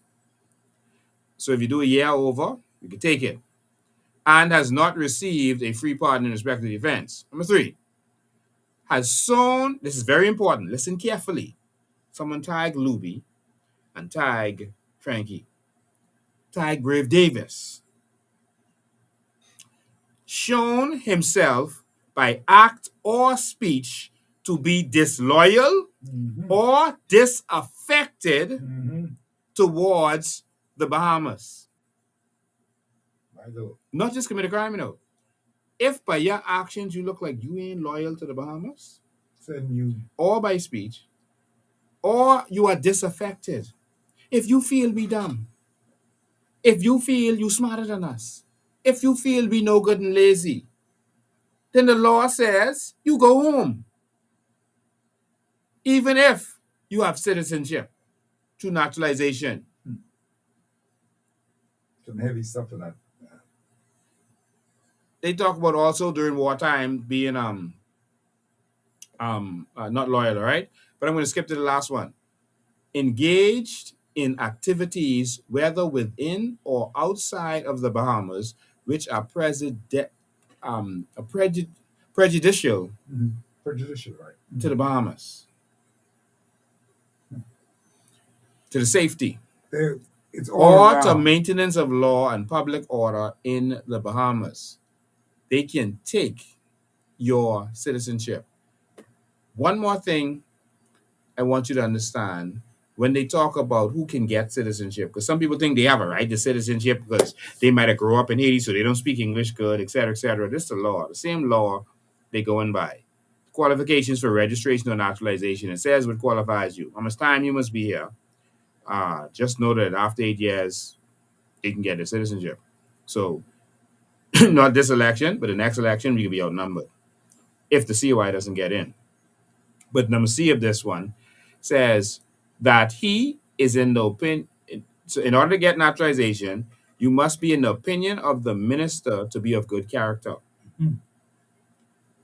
Of good character. I Someone understand. who goes on the radio or sends out voice notes Mhm. talking bad about him, they might not be of good character in the opinion of the minister.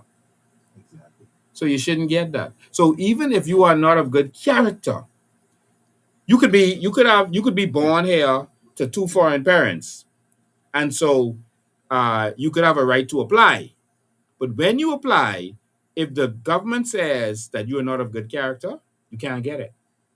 That's one thing. The same say if you was arrested, the same say is convicted. If they feel you're not a good character to be in the Bahamas. Next, D, it says that he has sufficient, that the person must have sufficient knowledge of the English language and the responsibilities of a citizen of the Bahamas. So you must be able to speak the English language. So, yes, you were born here, but being born here doesn't make you a citizen. Okay? It gives you the right to apply if your parents are foreign. That's all it does. To make this clear, they're trying to make it seem like we hate Haitians and that kind of stuff. No, we want law and order. We don't want the Bahamas to turn into Haiti, and corruption is what turned Haiti into that. Selling out for filthy lucre turned Haiti into that.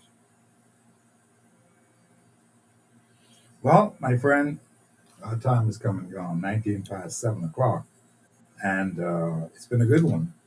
And this is one for the records. And anybody who's listening to this tape should keep this tape and keep it close to them all the time.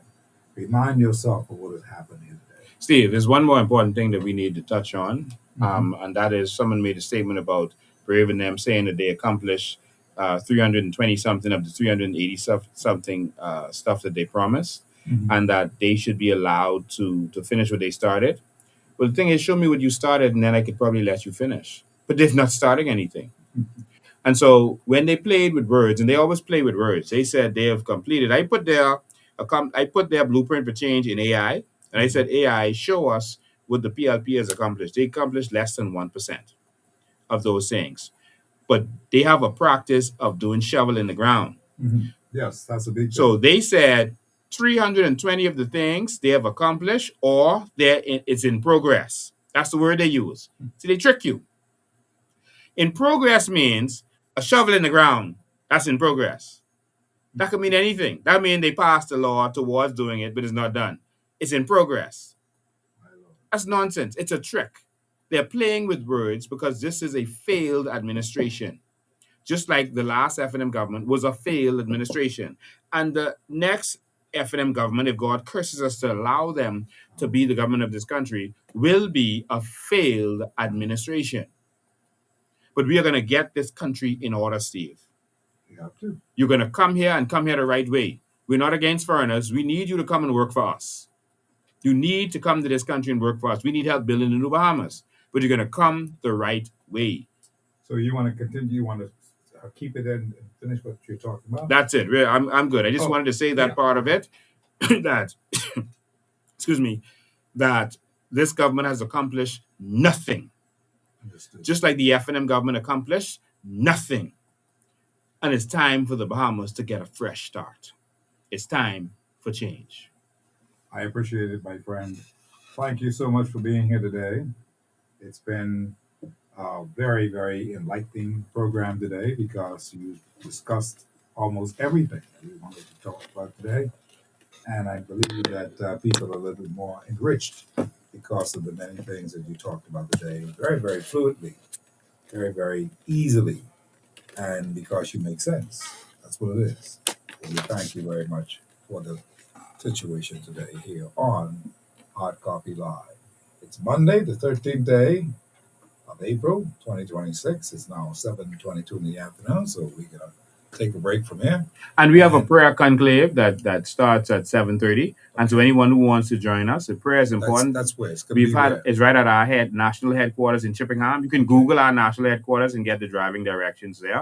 Okay. But we have a prayer conclave that starts at 7:30. So we've been praying every month for 7 months. You must fast and pray. Yes. And so if you want to be a part of that, this is a spiritual war that we're fighting also. You need more than money, etc. Oh, and if you need t-shirts, I saw some funny stuff going around there. We've given out thousands of t-shirts. I don't know. I guess there's so much people want our t-shirts. But the next shipment, the shipment last. And so tomorrow you can come to our Pinewood headquarters or our national headquarters and get a t-shirt. All right. Elections isn't about t-shirts. It's about saving our nation. Thank you so much. That's our show for today. And we thank you so much for being a part of our show.